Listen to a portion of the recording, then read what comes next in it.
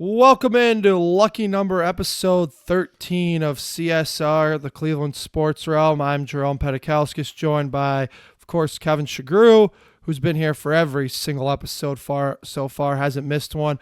And, of course, as he has been behind the glass for every single episode, the great Derek over on the other side of the room.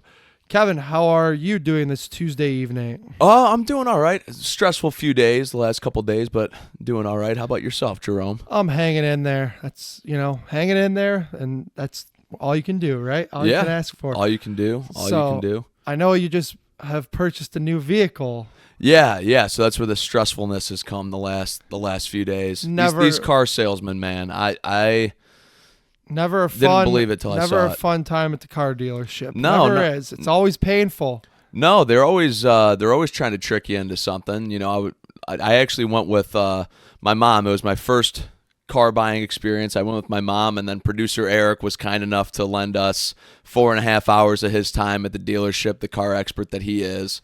So, it was, which can't thank him enough for. It was awesome for him to take the time out of his day to help me out. But yeah, they roped me into one of those, $100 a month car warranties that they said, you can cancel at any time.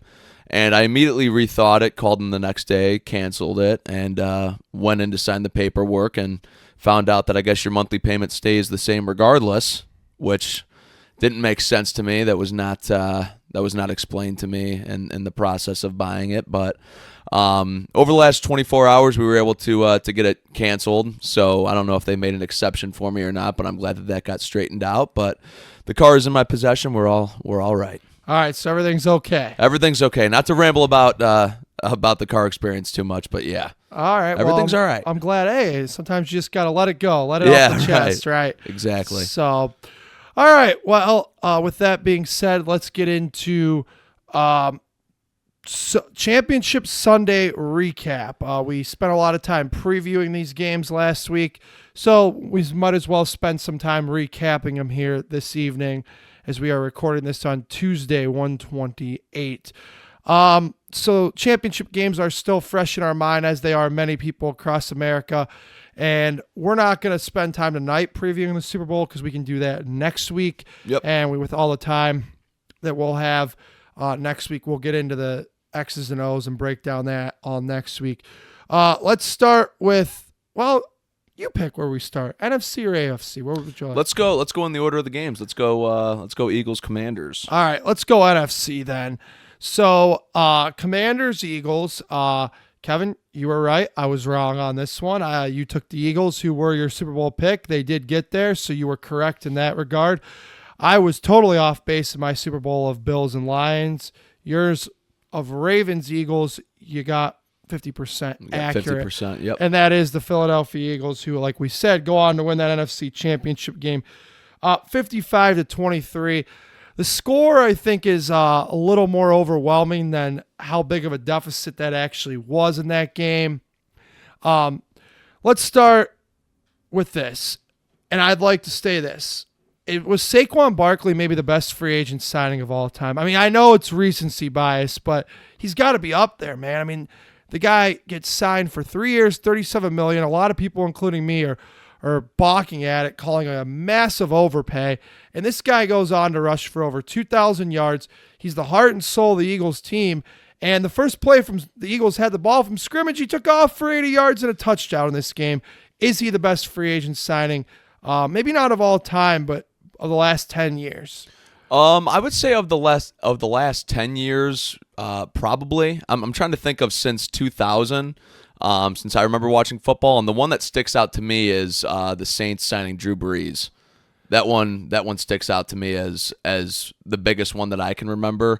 But yeah, Saquon Barkley's been absolutely unbelievable, and I think, quite frankly, the best running back in the entire NFL. I think he's just cemented himself as number one. Yeah, I completely agree. And for Jalen Hurts, and I'm not diminishing him getting to his team to the Super Bowl, but he probably has to do less than any other quarterback in the league to get him there, right?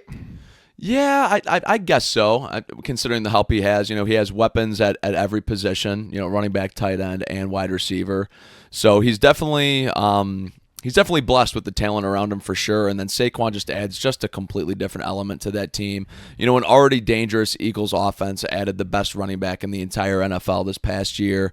And that offense is unstoppable, and that defense is great too. I think that they were my pick going into the playoffs, and they're still my pick to win the Super Bowl. Yeah. I don't know about all that, about them winning the whole thing. We'll get there next week. But either way, I thought finally all year it hadn't been finally Jaden Daniels cracked. And that's nothing against him. The great Jaden Daniels was great all year as a rookie to get a 4-13 roster the following year. And granted, they made some other changes too. You know, brought in some veterans, Bobby Wagner being a big one, Austin Eckler, just to name a few. Zach Ertz, who was literally turned back the clock and looked like he was an Eagle. Yep. Yeah, what a game from him. But honestly, Jaden Daniels, I thought finally was a little too big for him. The Eagles had him rattled. And what this game came down to is Philadelphia had plenty of chances even deep into the Washington had plenty of chances, I thought, to get back into this. Deep into the third quarter, I'm sitting there watching, and I'm rooting for the Commanders, and I'm thinking, boy, they still have a chance. They still have a chance. And it just, the turnovers, and every time that they seemed to eke close, they made a big, costly mistake. One for sure being, I know that the Eagles ended up getting a touchdown before halftime. Mikey Sanders still drills Saquon out of bounds, and they called a late hit on it. It was a debatable late hit call. There was a pass interference call that I thought was very debatable in this game too.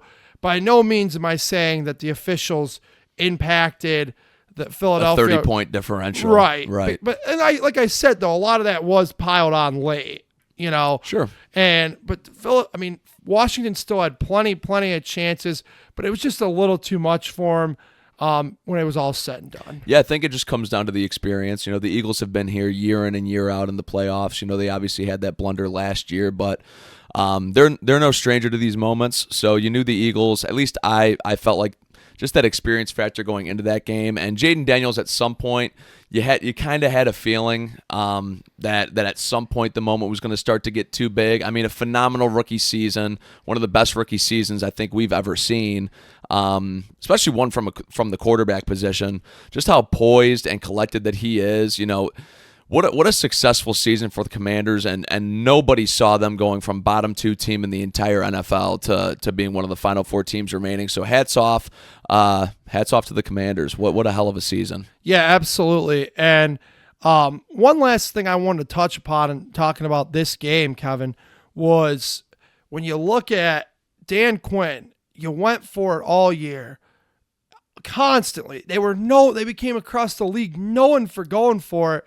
In this game, they took the field goal every time, and it just confused me and kind of baffled me because at that point, you're in the NFC title game where work to get you there, you would think that you're going to use, and he didn't. He kicked a lot of field goals. Yeah, I think that again that just comes down to, you know, they're facing what feels like a juggernaut in that Philadelphia team, and I feel like Washington, that fairy tale, that Cinderella run that they were on. You know, you didn't want to walk away on those big drives with no points at all. You know, I completely get kicking the field goal, but I do go to your point. I think it's a great point that, you know, if it's been working for you all year and that's been your bread and butter, then just keep doing it. Make those teams know that you're not just settling. You know, you're facing the big boys. You're facing the Eagles. The Eagles have represented.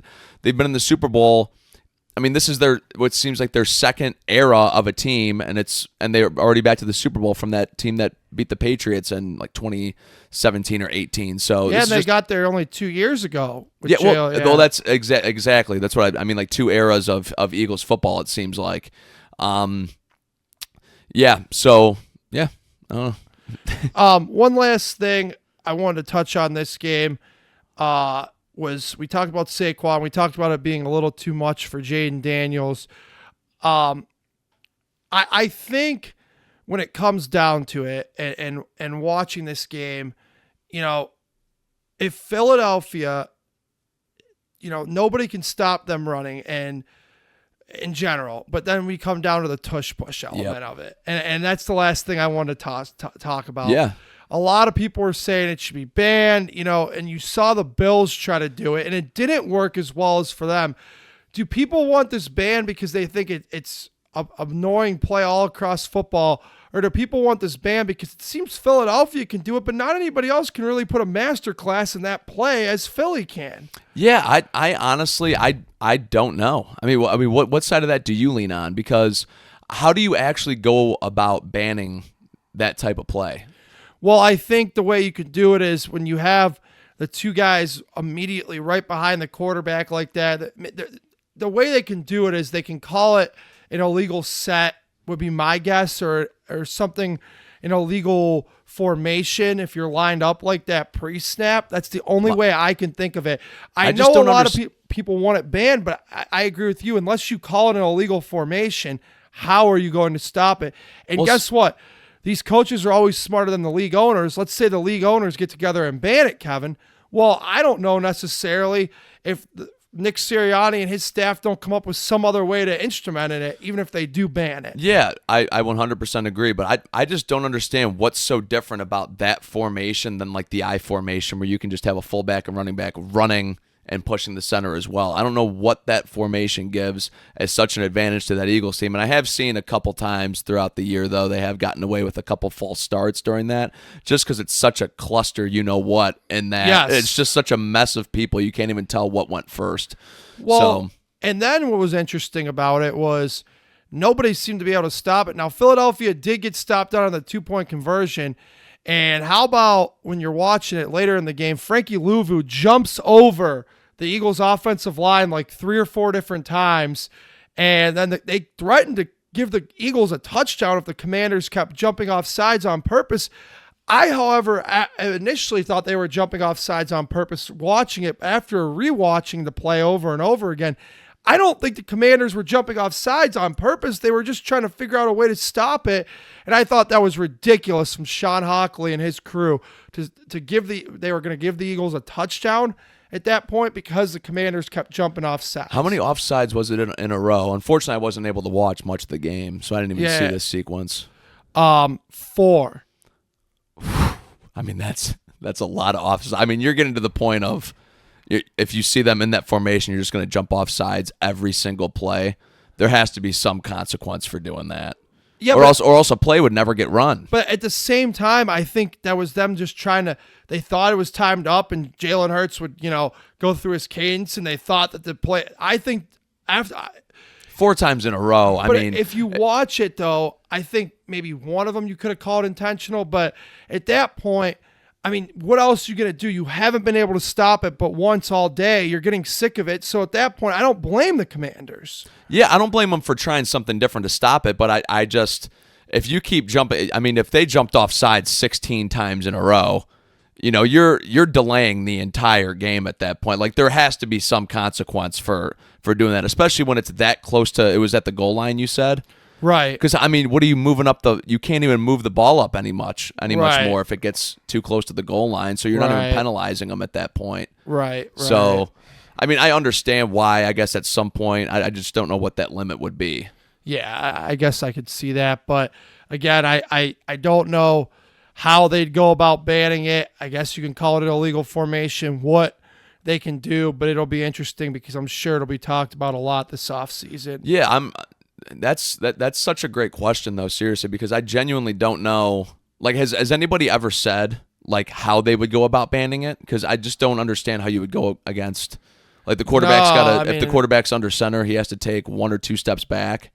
Right. Like, that's the only way you'd be able to implement it or something. I don't know. Like I said, illegal formation, illegal set is what I can think of off the top of my head, but I don't really. Yeah, that's interesting. It's why there's people who make a lot more money than us who can decide that. Yeah, which we'll complain about regardless. Whatever they decide about that, that'll be a conversation across the entire country, a debate on that answer. There always is. Right, absolutely. So speaking of conversations across the entire country, let's switch to the AFC Championship game, which I know most of America was watching. Comes out to be a great game again, and as these two do usually do when they match in the playoffs, Chiefs win 32 to 29. At this point, I put this on here, and it's kind of conversation piece that I'd like to start talking about this with here. Josh Allen, is he, at this point, is he the Knicks of the 90s where they couldn't get past Jordan? Is he the Cavs of the late 80s where he couldn't get past Jordan in the East? Like, I think or early 90s, those Cavs and Knicks teams.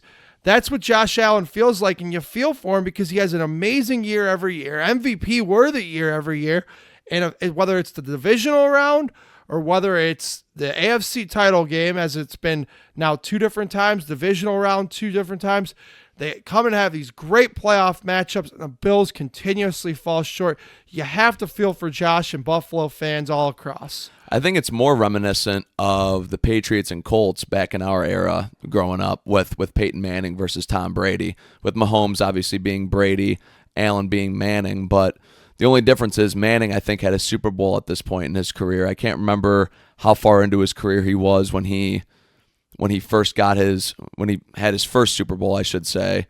But that's what this feels like. It's just Josh Allen keeps running into Pat Mahomes like Manning kept running into Brady. The only difference is Manning ended up getting the best of Brady at least once or twice. Yeah, absolutely. And watching this game, I thought, and we're going to have the refs conversation here in a second because everybody is all across the country, and I think we're going to be no different in that regard. We are going to follow suit with that.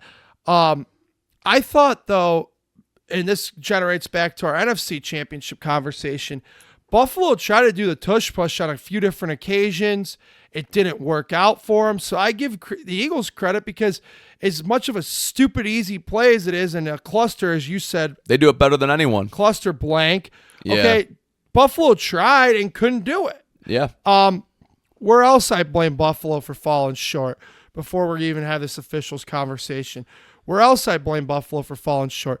James Cook was your best weapon on the field. Why, oh why did you go, Joe Brady and the offensive staff, did you go away from him? 13 carries is asinine for how great he was playing. He was the 2-yard run, and we did watch this entire game together Sunday evening.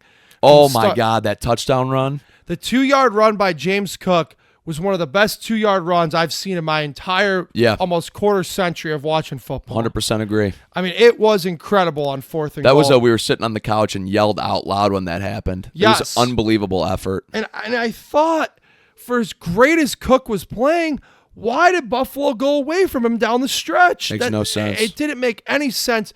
And no disregard or disrespect for Ty Johnson, but when they had the ball on the final drive, why was Ty Johnson your running back of choice? That's something that Buffalo fans is going to haunt them. There was no reason for James Cook to not be on the field during those final couple offensive series for Buffalo. Listen, I agree. And when it comes to them actually running the ball more, I agree in the sense that when that game started, Josh Allen had a couple bad throws to start that game. Yes, he did. It looked like it was going to have to be a ground and pound game for Buffalo. And then Allen, he ended up playing a great game, as he typically does in these Kansas City games. It's just that team that just cannot get over the juggernaut that's in front of them. But yeah, it just didn't make sense with Allen starting off shaky with the way that James Cook was playing, 13 carries, 85 yards, 2 touchdowns. With that efficiency, I would have been pounding the rock with him the entire game. Yeah, I thought so too. And like you said, Josh started kind of rough, but boy, the touchdown throw to Matt Collins was a perfect throw. He had a couple other perfect throws in this game, and you just feel for him because I don't know. I thought if there's any year that Buffalo is going to be able to do it, it would be this year. Because we've heard about Kansas City all year, the offense isn't as good, and it hasn't been statistically, but the defense improved. But you thought if Buffalo finally had a chance to get past the juggernaut of the Kansas City Chiefs, this was the year. They didn't do it. I'm almost convinced. I don't know if they ever will. I think at some point they'll have to. I just can't imagine looking back at this Buffalo Bills era, the Josh Allen era, and saying that they never even went to a Super Bowl. I just can't even envision it. I mean, we're talking about, the Cincinnati Bengals. We've seen Joe Burrow in the Super Bowl already. Josh Allen has to get there at some point, you would think. Yeah, I mean, you would think, but maybe I'm being, short-sighted on this, but there's been so many damn great Buffalo teams. There have been. They haven't been able to do it. And so you look forward and, okay, Josh is going to get older, and the core there is going to get older. The Matt Milanos of the world, and offensively, the James Cook. You know how running backs are a dime a dozen, Yep. and he didn't really have any great receivers this year, and he still got this far. I was just going to say that he had a pretty good tight end tandem, though. Which, speaking of tight ends, Dalton Kincaid. Yes, so we'll get there in a second. Offensive line, Deion Dawkins is getting older. Like, the core is still damn good, but it's going to start aging. It's an aging core. So you start to wonder, are they ever going to be able to do it? And that's why I thought this was the year, and they couldn't do it. Yeah. And does this come down to, I actually saw some Bills fan. Actually, I think you had told me, or it was actually your brother. Your brother Rob was telling us about our friend Ryan, who was tweeting that or texting him that the Bills should fire Sean McDermott. Just an unbelievable take. You think so? I think that's asinine. Well, if you remember, Indianapolis went with Jim Caldwell after they had, you compared Buffalo to Indy earlier, and Tony Dungy, well, I guess he kind of retired, but there's some folks who, if you look back on that, they say Tony Dungy was forced out. Now, I don't know how true that is, but you wonder if maybe there's a different voice. I don't know, because, the one thing I'll say for McDermott is he's known as a defensive-minded, defensive background coach, and Kansas City, whose offense was looked at as lackluster, put up 32 points. Yeah, but Kansas City has Pat Mahomes. I mean, I'm never going to discount giving up 30-plus points to Kansas City. I'm never going to discount that. See, I wonder if eventually they might consider making a change if they keep coming up short in the playoffs like this. It's something that I think is actually more of a conversation piece than people realize. You think so? I do, because you can't, if you're going to keep going where you got, which is falling up short and falling to the Chiefs every year, you got to change something. Yeah, but it's not like... And what changes in sports more than anything? The players don't. Well, they do, but not as much as what changes the coaches. Yeah, but it's not like the Bills are getting upset by the Steelers or these 6 or 7 seeds that are jumping in. Like, they're losing to a dynasty. Like, I'm not, like, I wouldn't be up in arms about that. You just happen to be in an era where there's a better team than you. Like, yeah, it stinks, but you have the most talented quarterback, arguably, of all time on the other side. It's hard to beat. It's hard to beat the best quarterback in the league ever. I wouldn't discount Sean McDermott's coaching because of that. Oh, you think Mahomes is better than Brady? Most talented quarterback of all time, I believe. Okay. Most talented. Okay. But he's not the greatest of all time. I'm not going to say no. He's not the greatest of all time. Yeah, he's still got some work to do there. Yeah, he's played less than half the amount of time, amount of time that Brady has. He's not the GOAT yet. Okay, so let's finish talking about this game. 2 quick things. So the spot of the ball on Josh Allen's 4th down is what everybody's talking about. Everybody. I thought he was short. I did too. But I actually thought Dalton Kincaid crossed the line on 3rd down, and I didn't even think it needed to be, after looking at that again, I thought that Dalton Kincaid crossed the line on 3rd down, and it shouldn't even have been a 4th down. Now, listen, a lot of people are going to talk about the Chiefs and the officials, and it's been a conversation piece all around.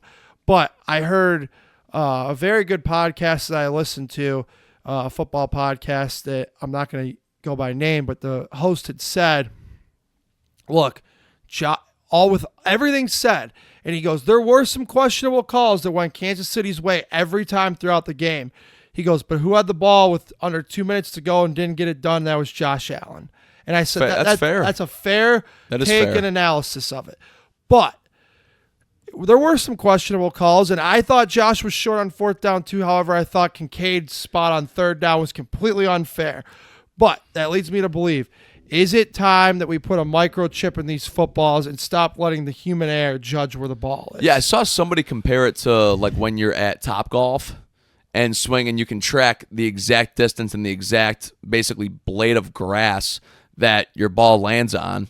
So, like, why can't we institute that or, put that into the football itself? I don't know. I just think it ends up getting tough with having no chain gang. How the players know where the 1st down marker is on the field. I know they would have a general idea of it, but how do you institute like where that would be? So what I think you can do, and just thinking about it, and we're probably a long way, hopefully not that long away from this.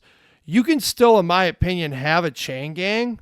There's no that's okay, but the officials who judge the line of scrim or the line of gain and come in and they each come in from the side and judge a spot. That's the one thing I will say on Josh Allen's 4th down spot. Those officials were nowhere close to each other. Yeah, they were almost a complete full yard away, which is ridiculous. Yeah, That's I agree. not fair to I the agree. players and that. So you could have a chain gang because to a certain degree, the chain gang is kind of like football lore, right? It's there. It's in history. There's so much of a better way to figure out where a spot of a ball is than people holding a chain link together with 2 down having marks. somebody grab it in the middle, Yeah. and then them sprinting to the middle of the field with it. Yeah. Yeah, there's got to be a better way. You're right. It's absurd. I mean, they used an index card the one time. Yeah, I mean, that's ridiculous. So to me, you have a microchip in the football, and there's no reason we couldn't do that. I mean, really, think of how far technology is. I mean, technology is way beyond having, as you just said, 2 men with chains with a man in the middle holding it. I mean, you're laughing because it's ludicrous when you even think about it. So to me, listen, Buffalo's changed the rule before, right? Remember? The overtime rules changed because of them in Kansas City in that divisional round game a few years ago. Everybody said, well, Josh should have had a chance to get the ball. Rules change. Buffalo might be able to change this one for us too. So Maybe. Get a microchip in the football, have the chain gang there for the visual appeal. The fans like seeing it on the TV. The players do. The people who do it, they love it too. A lot of them have done it for 20, 30 years. Let it be there, but have a chip in the football to determine exactly where the spot of the ball is. So rewinding a little bit to the Dalton Kincaid possible first down. I did not see like a sideline right down the middle view of it. I don't know if you have. I've only seen it from where the broadcast was on that play. And yeah, you can argue that it looks like that. But I also think the way that the camera's angled, the ball looks further than it is. Okay. Just based off of just where the camera's angled. So I've seen a few freeze frames on Twitter, Okay. which obviously, of course, when something's frozen and you can blow it up, it makes it a lot easier than the naked eye can see, while it's going full speed on the field. But from those, it's clear as day to me that he had the first down. So again, why leave it up to human eyesight? Why do we have 2 men sprint to the middle of the field and then look at each other and decide where to place the football? It's just ridiculous. Yeah, I 100% agree with you. So it's time to move forward and get into the modern age of technology, as your point is with the Topgolf. And I don't know if that was your point or you saw it. I saw it on X. I forget who had posted it, but it's a great point. It really is. Right. You can track even golf. You have range finders and everything else. It's like it's almost like football's living in archaic time with the way that quite frankly, they are with the way that they do this stuff.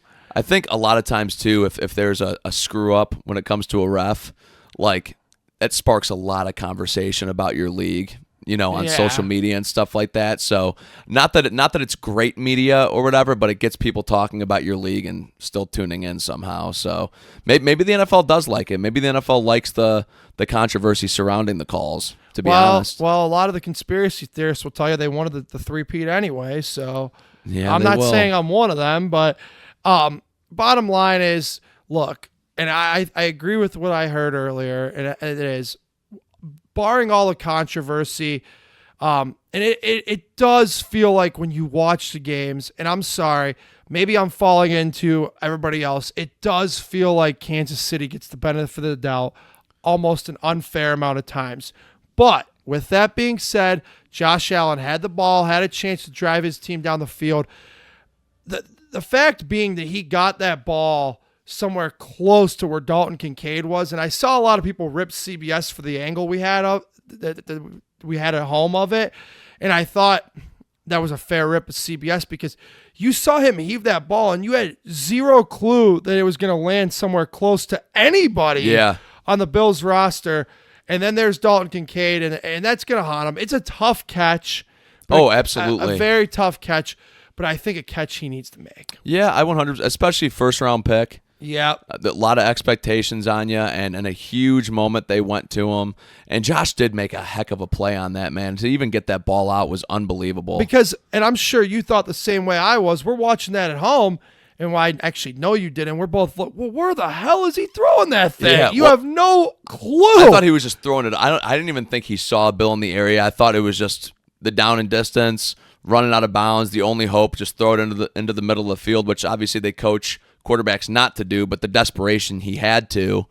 So I thought he was just chucking it up, and I thought he made the catch too in the moment, dude. I really did. I saw him diving in. I was really hoping for it, yeah, honestly. But all for naught, and the Bills, unfortunately, with the disappointing end to their season, and they know that all too well, going to 4 Super Bowls in the 90s and losing them all in a row. So all too well, like the Taylor Swift song. Well, did you coincidentally put that in there? That was a total coincidence. That but I guess it sounds good with the Taylor Swift and the and the Chiefs, and that whole thing. And we'll talk about all that next week. But for now, we're gonna move right along here, and we are going to move into the Cavaliers.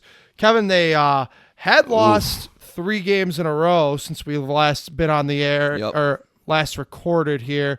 But nonetheless, they take care of the business against the Detroit Pistons last night, 110-90 91 at home, 37-9 now. People freaking out about the Cavs losing 3 in a row. Saw a lot of overreactions,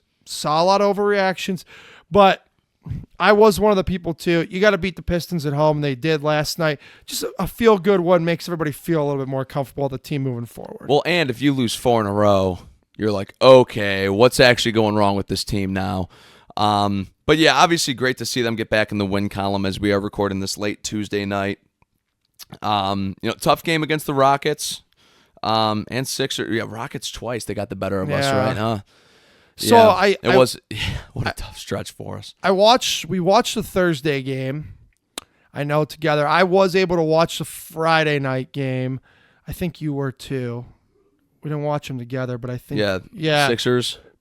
Now Saturday I saw the very end of it. I saw the final 2 minutes. But it does lead you to ask the Darius Garland questions. How do you feel about him moving into the playoffs? Because he just gave you back-to-back evidence of pieces of why you got to worry a little bit. Yeah, his clutchness has always been kind of his downfall with us, I feel like. In big moments, whenever we've gone to him, it seems like he's had an open shot or an open opportunity, and it either just clanks off the rim, it ends up being a bad angle, or if it's a floater, just puts a little bit too much air under it. It's like in that moment, he has been tough to go to. And missing 2 out of those 3 free throws in Houston, when it seemed like we were starting to get the benefit of the calls in that game. That was a very up and down game, scoring wise. A lot of lead changes in that one. And for us to be able to get that flagrant call and get the ball back, it seemed like I thought we had the game locked up pretty much in that moment. And it did stink to see that, because that was the start of the losing streak, was it not? Yes, it was. Yeah. And then Friday you go on the road. Sixers played really good. Ty Jerome with a career-high night that Unbelievable. night. Had 32 points, but he did throw the ball away. Yeah, and that really stunk. Donovan was furious at center court. Did you see that? Yes, I did. Yeah. And also, I'll blame the whole Cavs there. They missed so many damn free throws going down the stretch in that game against Philly on Friday. I watched that whole game, and I was furious watching how many free throws they missed. You got to make your free throws. You're in the highest basketball league in the world. It's something they teach you in 2nd, 3rd grade. Yeah, 100%. My coach used to make us in middle school run like suicides if we shot 10 free throws and it was anything under 7. Yeah, exactly. No, I mean, it's ridiculous. And then all that, like I said, they pretty much were up by a significant margin most of the time last night against the Pistons. And that felt good. That's the way it should have been. Yep. And it was nice to do that over JB Bickerstaff too. Yeah, I saw, people always throw those comments, but hey, he's doing what he does, man. He takes the really crap teams and turns them around a little bit and gets them in a position to be somewhat relevant, and he's doing exactly what he did here in Detroit. He was a perfect hire for that job. Yeah, which it was weird. Your brother actually pointed this out to us last night, was what the Pistons were very much in the game, not like in the game. It wasn't a single digit game, but the game was by no means out of reach. They were down 16 with 6.5, 7 minutes left. I think maybe even 7.5 minutes left. It was around that 7-minute marker, and JB Bickerstaff pulled Cade Cunningham off the floor, and he didn't see the remainder of the game. Your best player when the game's within reach, I'm gonna want him having the ball the entire time, and relying on my defense. And what JB Bickerstaff specializes in. And we witnessed that over his tenure in Cleveland. When he decides in his mind, that's it. Yeah, it's not happening tonight. And a lot of times, realistically, you probably don't have a chance to win the game, but mathematically, you're not out of it yet. And sometimes he waves the white card too quick, or white flag too quick, in my opinion. Yeah, I think so too. I think you're right. I think we saw it plenty of times last year, or just over his tenure in Cleveland in general. It seemed like if it was anything under 6 minutes left and it was anything over 10 points, he was yanking the big boys and putting in the bench players, putting in the scrubs. And it's frustrating sometimes when he does that. But this is not Detroit sports realm, so that's their problem now. Back to the Cavs. They got the Heat tomorrow night. Jimmy Butler won't be playing. We know that. Oh, my God. What a saga, man. Yeah, and we touched on that a little bit. Good Lord. And then back-to-back at home on Thursday against the Cavalier, or against the Hawks. Yeah, they've given us trouble this year. We'll both be in attendance for that one. To me, I need to see you win both these games. And I know it's like I feel like we're kind of going crazy and maybe overanalyzing and scrutinizing a 37-9 team a little heavy, but at this point we have given them a lot of praise. They deserve a little criticism too when they mess up and lose 3 in a row, or last night they did benefit from JB Bickerstaff waving the white flag.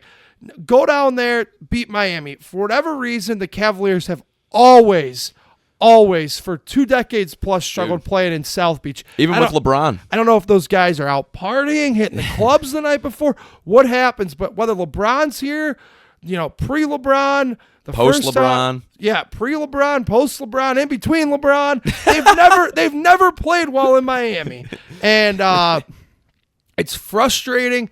So I really, maybe I'm getting crazy here for a 37-9 team, as I just said. I need to see you win both these games. Yeah, I 100% agree, and I want to see some lockdown defense on Trae Young. I don't want to see the 20 assist performance that we saw just a few months back. Keep him contained. The Hawks are a very intriguing team with the young talent they have. It just doesn't seem like that team's been able to mesh consistently ever, but it seems like they just have puzzle pieces that just don't fit correctly together. You know what I'm saying? It seems like a lot of their players would seem like a finishing piece on another contending team or something like that. But very intriguing team, and when they get hot, they're hard to stop. Jalen Johnson's had an absolutely phenomenal year. Yes, he and obviously has. Trae Young's a top 10, arguably top 5 point guard in the league. So the Hawks are always a dangerous team to face when they're streaky, and with us coming back to back, gotta win both of them with us losing the previous 2. Yeah, absolutely. It's time to beat the Heat. You should beat the Heat without Jimmy Butler, and like you just covered a great everything about the Hawks. I could have said they have a lot of pieces don't fit together.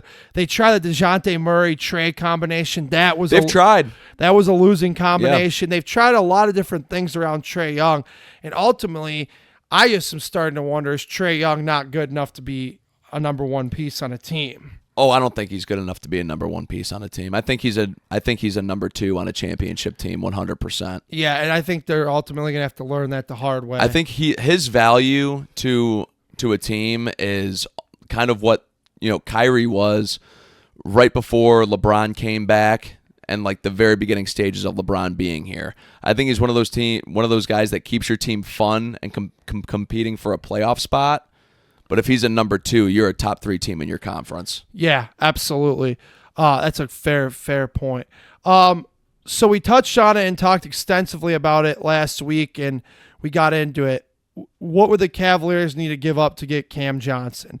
Now, obviously the Cavaliers aren't the only contender in on Cam Johnson. Just about everybody in the association who is a contender would love Cam Johnson's length, size, overall basketball ability. And he's going to be highly coveted. We touched on that last week. We both think that the Cavaliers need Cam Johnson, but obviously they're going to be in stiff competition. So my question to you tonight, sir, if you can't get Cam, where do you pivot to? Yeah, so here's maybe my number one option that nobody's really talking about, and I don't know how realistic it is, but I would actually prefer this over a Cam Johnson move. Whoa. I'm actually going to go back to that Hawks team, and I'm going to look at DeAndre Hunter.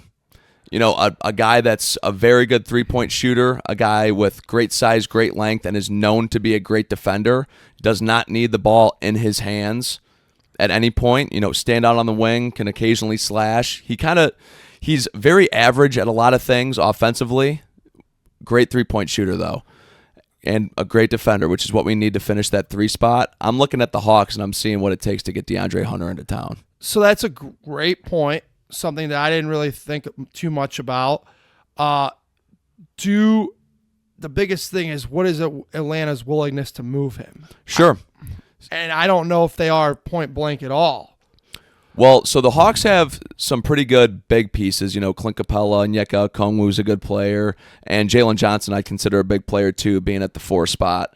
So I would actually look to offer Atlanta a couple of our young wings. This is the one deal I would look. I would not include Isaac Okoro in a Cam Johnson trade. I would in a DeAndre Hunter trade, because I think DeAndre Hunter is a way better version of Isaac Okoro. So shout out, I saw Phil Spronza commented on the podcast, and he said he would not be willing to move Okoro, but he would be willing to move Strus. And I know a lot of people are saying Strus because he helps even money and make money make sense, right, because he's being probably significantly overpaid. But if you look, I don't know. The problem is, I think it's tough, but you'd have to consider moving Okoro, just because I don't know what Strus's value is. I don't think it's that high on the open market that a team will be, unless they really want to unload a piece. But if you send Strus, you're going to have to figure out some way to send something else with it, whether that be draft capital, young good player like Jalen Tyson. Something else has got to move, because Strus is not fetching you a great return on his own. Yeah, I don't think he is either, and he's a guy that I think would be the guy I'd look to include in a Cam Johnson deal, but I don't think I'd include him in a DeAndre Hunter deal, because they play the game so much differently. I think it's nice to have that versatility factor, or not versatility factor, but just, I don't know what the right word that I'm looking for is. One does one thing pretty well, the other does another thing pretty well. I think they're just different players. They even each other out, I should say. Right. Sorry, that was a very long way of saying that. No, it's fine. Yeah, it's all good. But I would include Isaac Okoro in a DeAndre Hunter deal, though I wouldn't do it in a Cam Johnson deal. I think you're losing too much defense. Well, if DeAndre Hunter would have to instantly come in here, he's gonna, whoever this piece they get is, and at this point we both agree they have to do something. Sure. They have to do something. They absolutely cannot stand pat. Now, they've stood pat the last 2 deadlines, and it was a horrendous. Last year really frustrated me. Being the number 1 overall seed, you stand pat. Kobe Altman's going to be dealing with a boatload of criticism, and rightly so. Like, something has to be done, even if it's a small move. Yeah, they really haven't done anything in the 3 competitive deadlines that they've had, have they? Not a thing. Except for release Kevin Love. That was the only thing they did upon getting to the deadline. I guess the last time they did something at the deadline would have been the first year that they were competitive, when they got into the play and they went Karis and got LeVert. But that's years ago. Yeah. Karis LeVert's been a fixture here for multiple years now, so it just shows you, go do something. Yeah, it's been too long. That deadline is Thursday, February 6th, by the way. Right. So we got a week from when this airs. Yes, a week from when this airs, this Thursday. So I know with Dean Wade being out, that's tough. And that's Dean Wade's biggest problem in his career. This guy can just not stay healthy. I don't understand how players get like this, how the injury bug can affect a player so much. I've never understood it. Because Dean Wade provides a lot of what you now are going to have to trade for. Yep. He provides defense. He's a heck of a defender. He provides length. They need that. He provides great three-point shooting. They need that. all three of those things, they're now going to have to go overpay for something that's on their roster but is not able to stay healthy. And I actually think he's an underrated cutter too. I don't think people give him enough credit for his job, within the 3-point range as well. So I think he does a lot of things well on offense and defense. I think you're completely correct. With us having to go out and give up capital for what we already have, it's definitely a negative when looking at this team right now. Right, it's super frustrating. But see, I do like your DeAndre Hunter point. I really do agree with it. Most of what you had to say, I should say, I agreed with. To me, still, I think it's going to be too tough to convince Atlanta to trade him. I don't know if we have the pieces and the draft capital. So therefore, for me, the number one target remains the same a week after we recorded last week.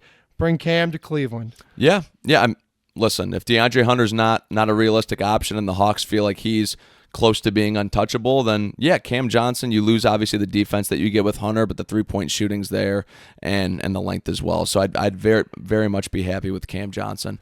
Now, what do you think it would take to get him? I know we talked a little bit about it last week. Have you rethought about draft picks versus players, a little bit of both? So I still think you're probably going to have to include, at least at this point, this is my rough guess, would be probably 3 seconds and Jalen Tyson.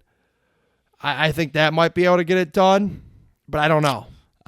I'm thinking Tyson, Strus, and some picks. Yeah. I don't know how the first round picks cross over. I feel like we would have at least one that we would be able to trade. Granted, it'd be like 5-6 years from now because it's been a few years since the Mitchell trade. We should be getting those first round picks back that we're able to trade. Well, to me, at some point,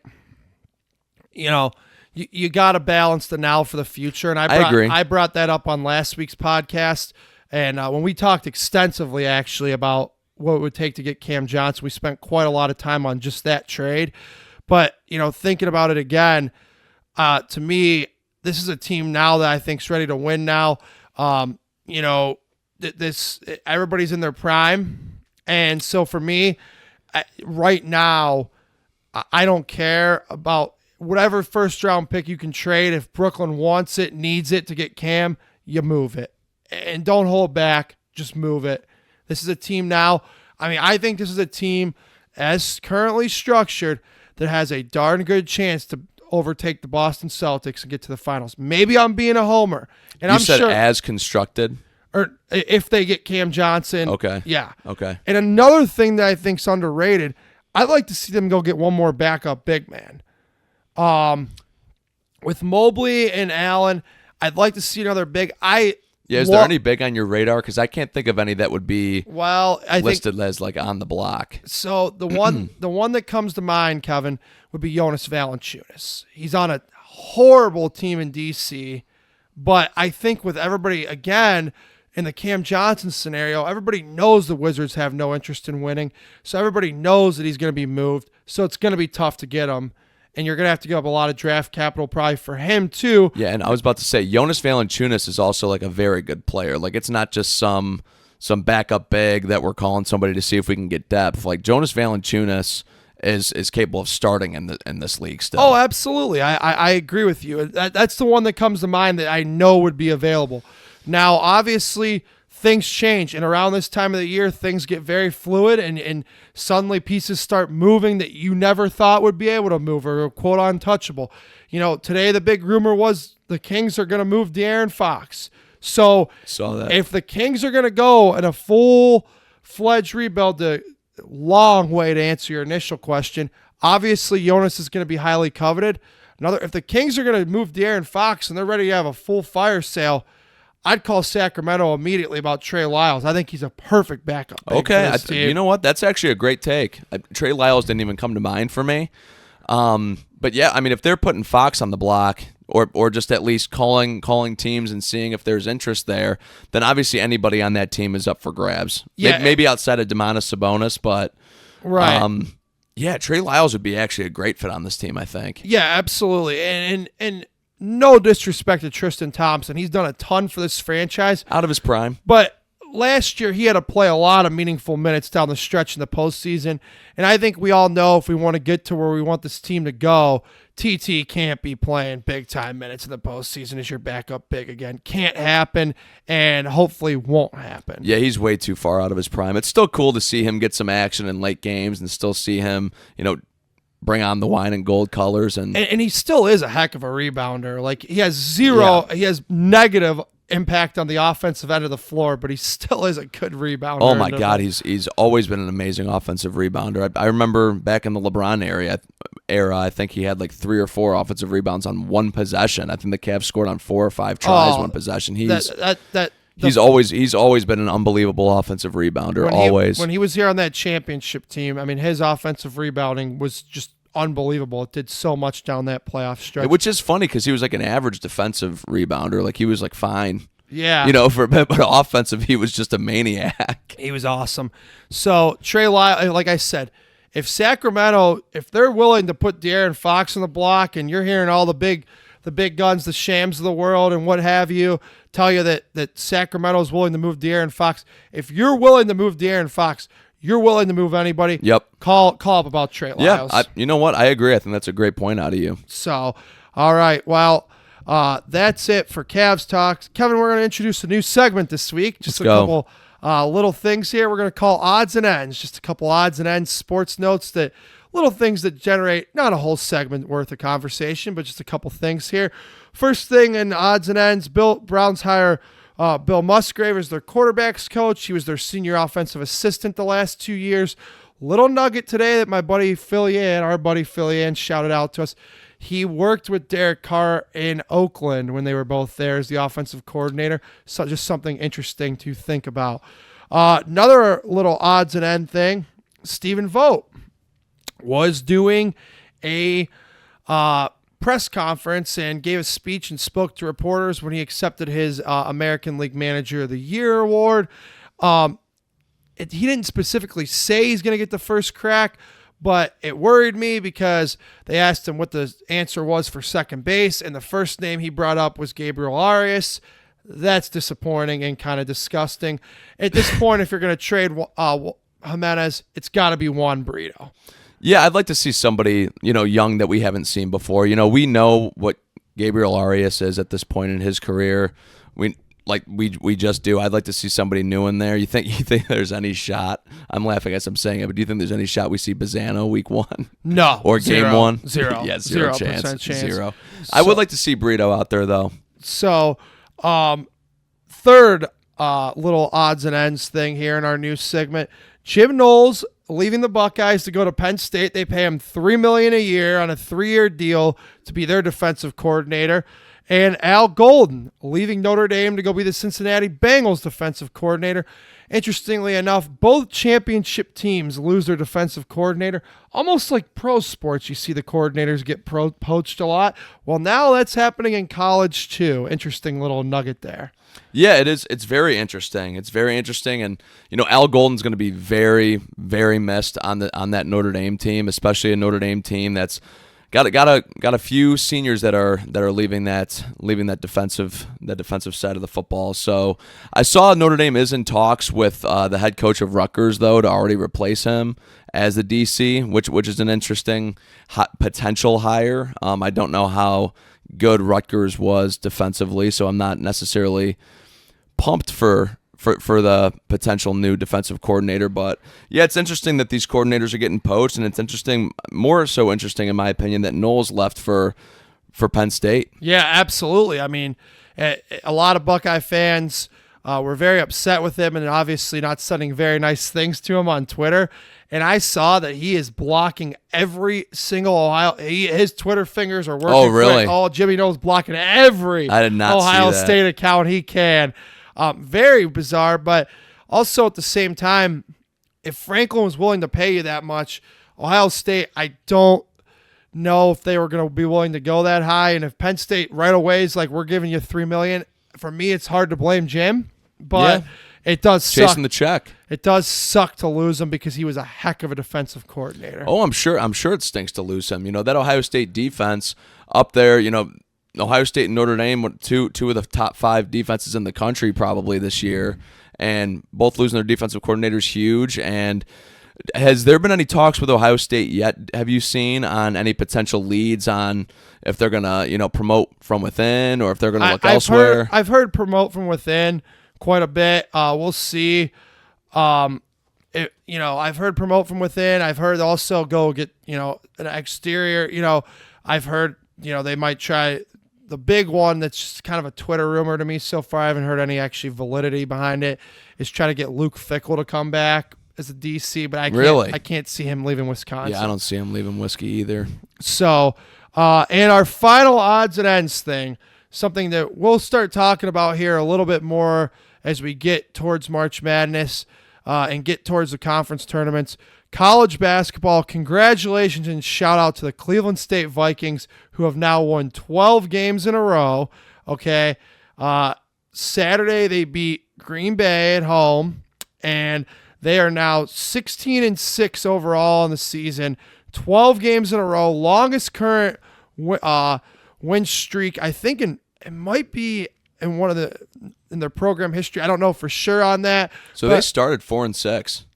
Yes. Wow. And they've what a turnaround. They've won 12 in a row. So obviously, I know we haven't talked much college basketball on here, but with this being Cleveland sports realm, I thought got to give the Vikings some love, baby. Give the CSU Vikes some love on that. 12 wins in a row. Yeah, that's actually unbelievable. I didn't realize how slow of a start they had to the season, and for them to come out 12 straight, we got to get ourselves to a Vikings game. Yeah, I know we went a couple of years ago when they had a good team, but they lost on a buzzer beater that game. Yes, they did. That was an unbelievable game. I want to say they lost to Purdue Fort Wayne that night, but I can't remember. Yeah, I have no idea who it was. It was a heck of a game, though. Nonetheless, give the Vikings some love, man. They're Cleveland.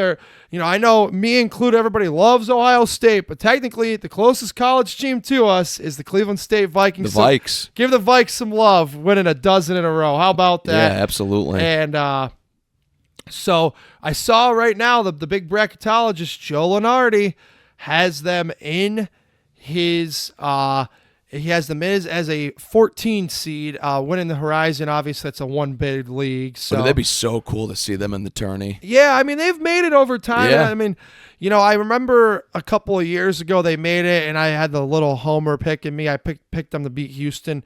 The tournament that all was in Indianapolis, the COVID one in 2021 was the last time they made it. And I picked them to be a great Houston team, and it didn't go very well for them. But ironically, they play Purdue Fort Wayne tomorrow night, and they earn themselves on not ESPN Main, but they'll be on ESPNU on Thursday night, 9:30. Cleveland State getting some national TV love. That's sweet. So go Vikes, and that's it for odds and ends. All right. So might start doing that more in the future. Just a little, some little things that are going on that we want to touch on that don't deserve a whole segment. Don't deserve 20 minutes. Yeah. So I liked that segment. I think we should keep it going. Absolutely. So those are your 4 odds and ends points of the week. Again, Bill Musgrove, Browns quarterbacks coach, vote saying that Arias. Just saying Arias' name first just makes me already frustrated enough. And let's shout out, while you're on Stephen Vogt, let's shout out Vogt and John Kenzie Noel for being at the Cavs game the other night. That was really cool to see. I saw that they were both there last night. Yeah, and shout out to the Cavs for giving them one of their golden balls. And then obviously Jim Knowles and Al Golden both leaving, and the Cleveland State Vikings winning 12 in a row. So that'll do it for us this week. And it has been a pleasure. I've enjoyed it. Yeah, I've enjoyed it. Please make sure to hit that follow button, hit that like button, hit that subscribe button. If you turn on those notifications, so every Thursday morning you get the update. First thing that you listen to. We appreciate any and all support. Follow us at CLE Sports Realm, and please comment your takes. If you've also had a bad experience with a car salesman, please let me know the experience. So for that, I'm Kevin, Jerome. Producer Eric, thank you again for all the help, and thank you for the help this past weekend with the vehicle. We very much appreciate it. Yep, absolutely. All right, everybody, thanks again, and like Kevin said, like, subscribe, give your boys a thumbs up, and we'll see you next week. Peace out. Go Vikings.